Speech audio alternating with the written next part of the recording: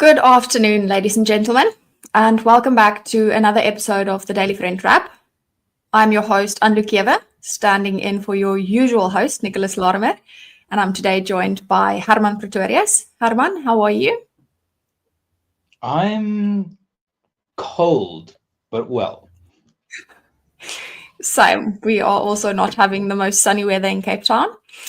So let's get into it. Today we are talking about the minor clash over US minerals ban. We are also talking about Godongwana slamming top metros for their financial mismanagement and the proposal to put a minimum cost on the alcohol market. So let's start off by talking about the recent fallout between Minister Gwede Mantashe and Neal Froneman, who is, of course, the CEO of Sibanye Stillwater. And this is after Neal backed the proposal to offer the US access to Africa's critical minerals. The proposal was first presented to President Cyril Ramaphosa ahead of his meeting with President Donald Trump earlier this year on the 21st of May. And it was pitched as a way to improve the strained relations that we currently have between us and the US. The problem, however, is that Minister Gwede Mantashe says that neither his department nor the Minerals Council of South Africa was consulted. In his own words, he said very bluntly that they didn't talk to us and there can be nothing about mining without our input. He also took a big issue with their tone. One phrase that was reportedly included in the proposal was to make minerals great again, which Minister Mantashe said is not our language. And he said that they don't want a critical minerals strategy for the US. We want a cross-cutting strategy for everyone, whatever that means. We'll get into that in a minute. So I think this, Hermann, touches on something underlying, perhaps a little bit of a deeper issue. The government and the private sector have been at odds for years over the direction of our mining policy. The industry has, whenever you talk to them, you always hear about red tape and policy uncertainty and the way it affects their business and their policy also in their companies. And we've seen on the government side that for the 2020, applications that was initiated since the 2023 financial year, there's roughly 2,500 applications that is left unprocessed by the government and the departments. So Froneman obviously disagrees, and he warns the minister that this inward approach of government will actually shut South Africa out of global investment flows. And especially in the eyes of the US, given that they've recently made all kinds of deals, including with Ukraine and Rwanda and the DRC, for some of these critical minerals that we know are important in South Africa's global supply chains. So I wonder what's your take on this? How serious do you think this spat really is? And do you think it's an issue about who gets credit? Is there something deeper that we can take from this regarding the relationship between government and the private sector? What's your take? Yeah, so I think I'm going to slightly disagree with you in the sense that I don't think that there's been too much tension between government and the private sector over the direction of mining for too long. If there is tension, it's over the last decade, where previously we can see that the mining industry, to a very significant extent, dug its own grave with the mining charter, with participating in the ANC government's creation of the mining charter, very much sort of falling into the trap that a seat at the table is the same as influence over the ANC, missing, of course, the fact that the ANC is a heavy ideologically based organization, not pragmatic, doesn't care about the bottom line. And this is something that I think business people quite often just fundamentally miss about the ANC, is that it's an ideological organization. It was an aberration under Mandela and Mbeki to have sort of liberal market pragmatism in economic policy. Fundamentally, this is an organization that approaches reality from the perspective of its beliefs and assumptions, not approaching its beliefs and assumptions from the perspective of reality. So we have the example of the mining charter wreaking havoc. The first edition, at least, and the second edition going through its own difficulties. So I'm very, very glad that we have bold and courageous people like Neal Froneman speaking out from the mining sector. I'm sad that 2 decades ago there weren't more Neal Fronemans able to see the facts for what they are, or what they were then. Perhaps South Africa's mining output collapse could have been averted over the last 20 years.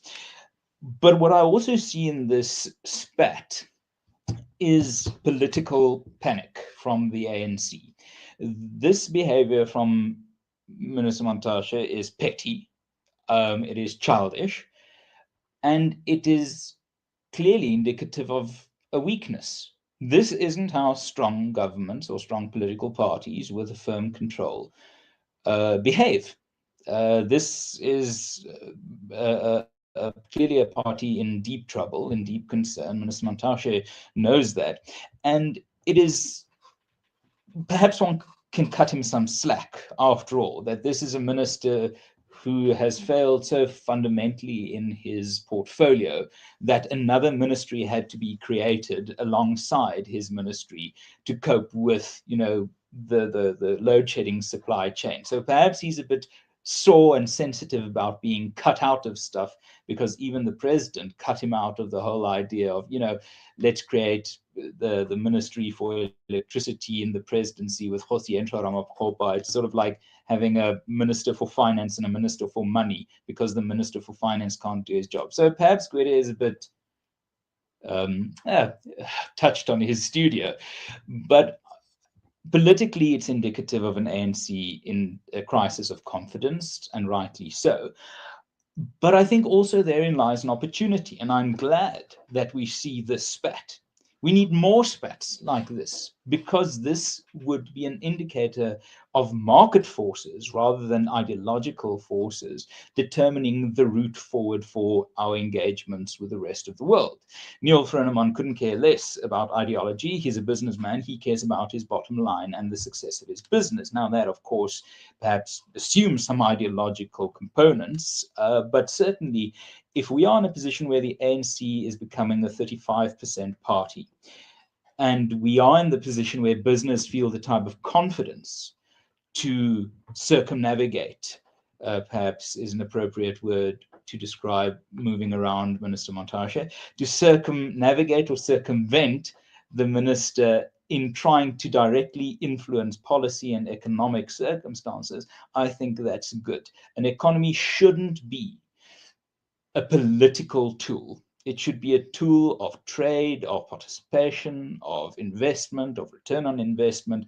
So more spats, please, more spats like this, more business people simply ignoring the fact that there are political gatekeepers trying to retain control over South Africa's stuttering economy. So all power to the Neal Fronemans of the world. Let's have spat a day keeps perhaps the NDR at bay.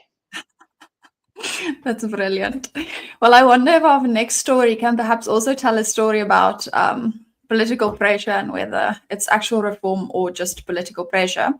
So our next story is about how 5 of our biggest metros have now been put on notice by Treasury.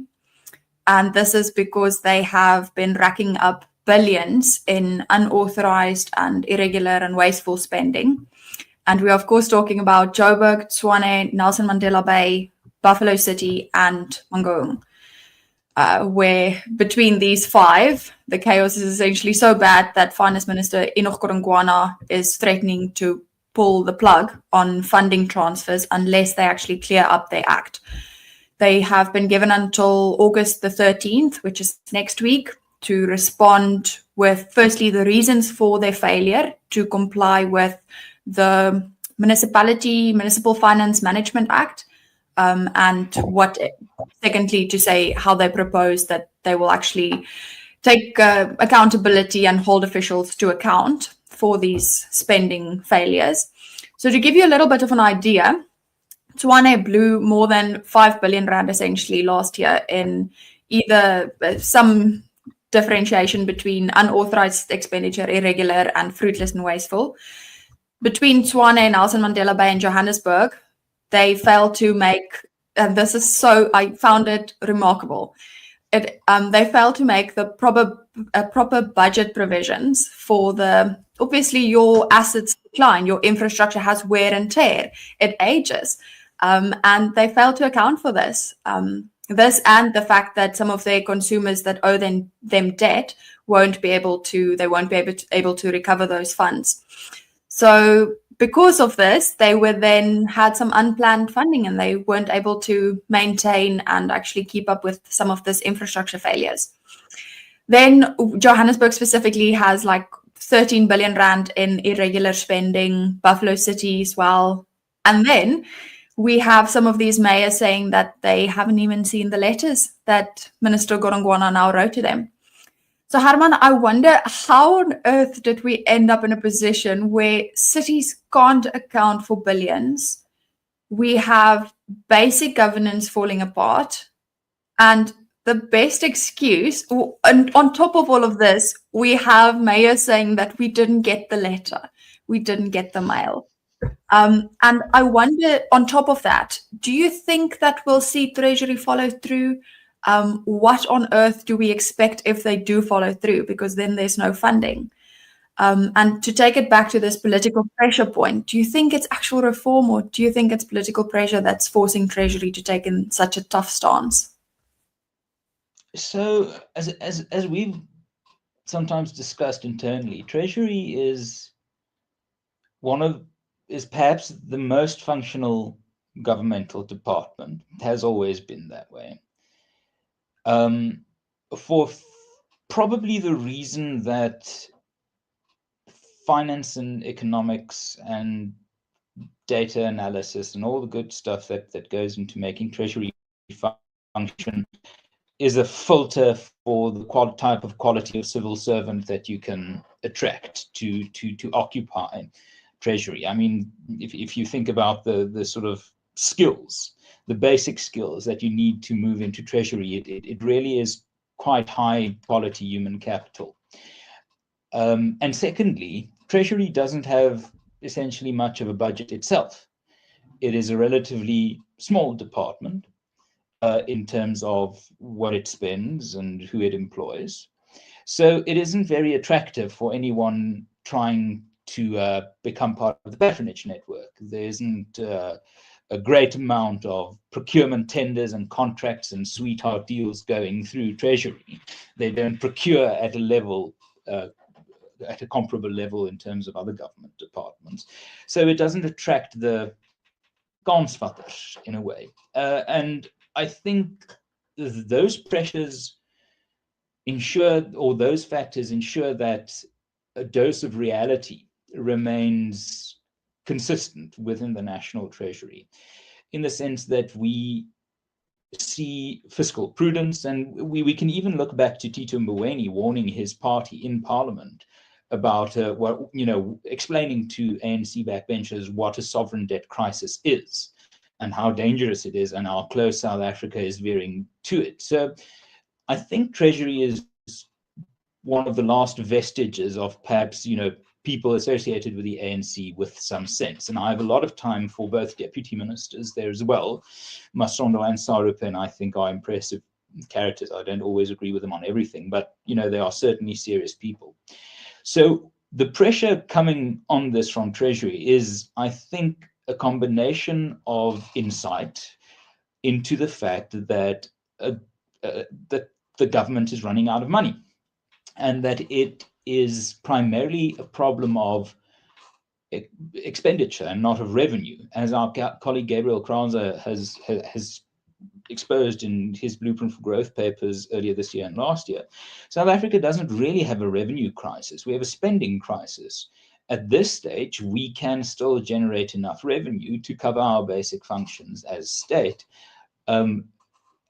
It's wasteful spending. It's sort of unproductive spending. That's really the problem that's costing us dearly in terms of the BEE tax, BEE procurement premiums, the billions of rands going missing there.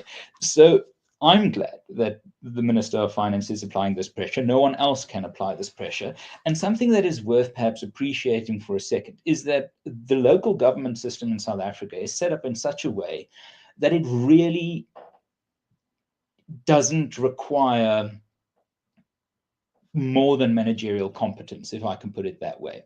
Our cities and the way they are structured in terms of where they get their money from and what responsibilities they have, it's not an ideologically rich environment, really.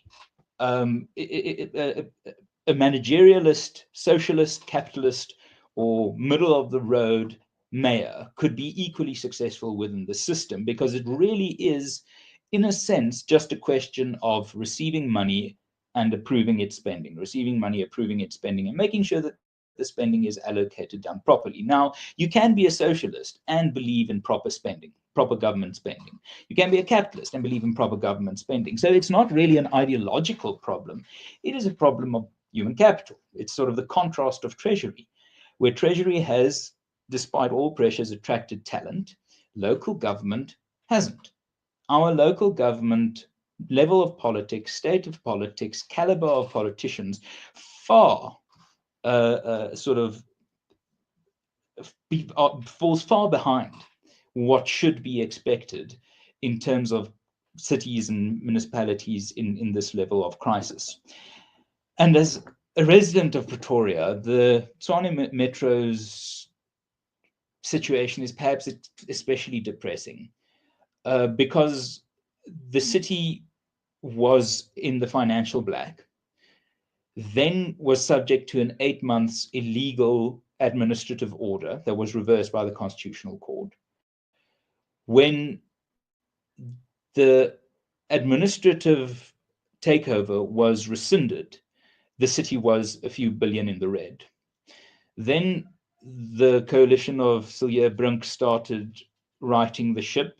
The indicators turned positive.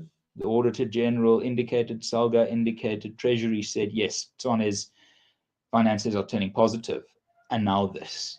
It is such a reflection of the fact that at the end of the day, local government, more than anything else, is about basic competence.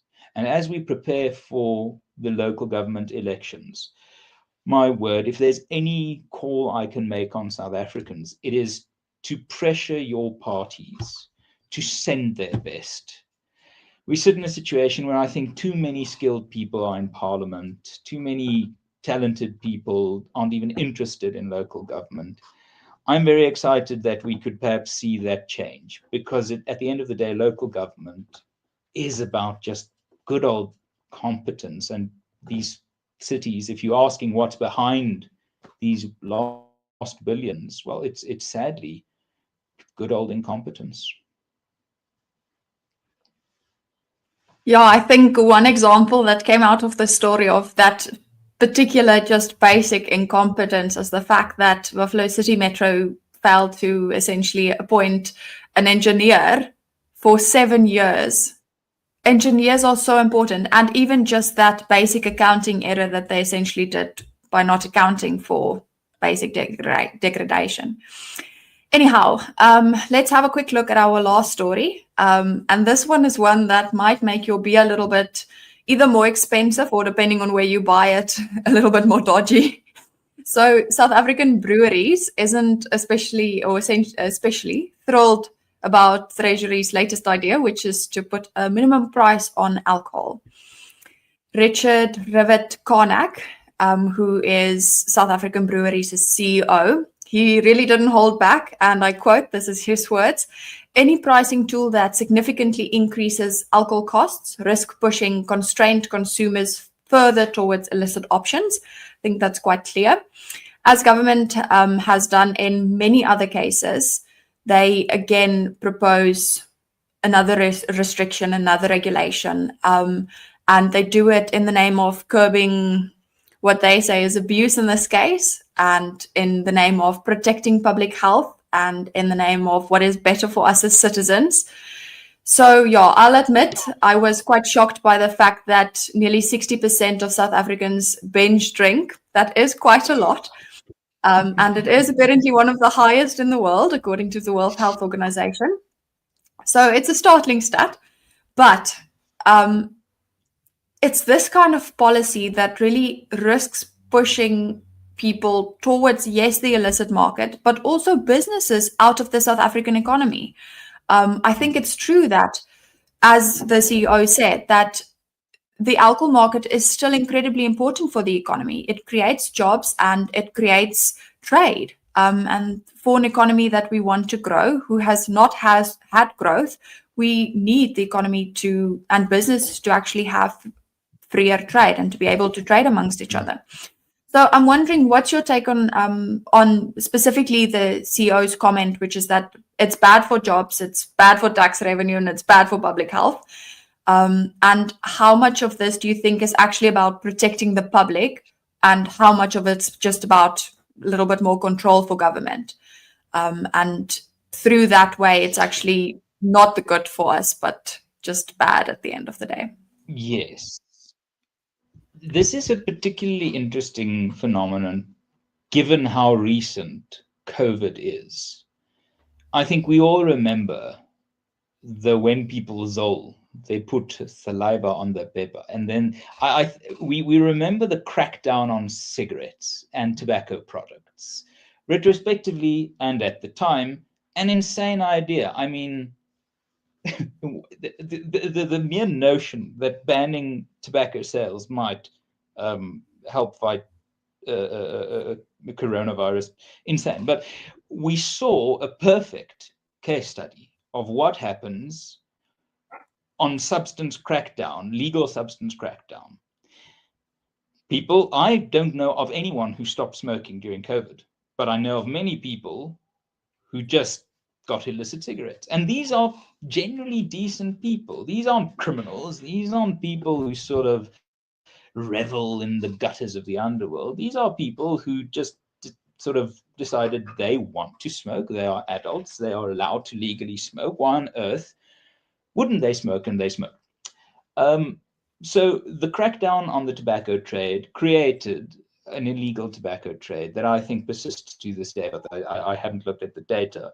So the reality is we will see a similar picture emerging. The SAB boss is absolutely right that you can't change human nature by changing the pricing of items, because prices synthetically manipulated give way to black markets. That's simply the fact of economic gravity. However, and this is awkward for a classic liberal to admit, I have seen the damage done to communities, especially poorer communities, by alcohol abuse, by substance abuse, and more recently, the issue of gambling has come up. I am not an interventionist. I think free markets are free markets are healthy, and free markets contain risk, and they contain bad decisions. And one can be socialistic, sort of socially Darwinistic, and say, well, you know, if people are going to drink themselves to oblivion, let them. The problem is, I don't think that gets us anywhere in South Africa. I'm not pro-intervention as a rule, but on alcohol, I can understand the pressures. I spoke to doctors, ER doctors specifically, who during the COVID lockdowns, when alcohol sales and travel was locked down, they actually could see a difference in their operational output compared to the massive amount of injuries, violence, car crashes that just result from alcohol use and alcohol abuse. We aren't a country with the ability to tolerate moderate consumption of alcohol. Now, that doesn't mean every alcohol drinker is bad, but I think there is a larger question to ask, and perhaps this is the wrong answer, but there is a larger question to ask in terms of, we have communities generationally starved of the opportunity not to be dominated by alcohol abuse, especially poor rural communities. Is there something that the state could do differently to disincentivize the type of abuse we see? I don't think pushing up the minimum price for alcohol is the way to go. But if that is the reason behind it, I think it's a reason that reasonable people can agree is a conversation worth having. But sadly, on this, it's a blunt instrument that'll achieve a blunt outcome. It won't cut down on consumption. It'll just boost illegal consumption, I'm afraid. No. Okay, well, that's all we have time for today. As Nicholas always says, I hope you found the show interesting, and we'll be back tomorrow with the Daily Friend Show. Cheers, everyone. Have a wonderful day. The Daily Friend Show and the Daily Friend are a project of the Institute of Race Relations, the IRR. The IRR is a think tank which was founded in 1929 to study race relations in South Africa and works to change government policy to improve race relations through non-racialism and to ensure the prosperity of all South Africans. If you like our work and would like to support us, please go to irr.org.za and click Support the IRR, or you can go to thedailyfriend.co.za and click the Fund Us button.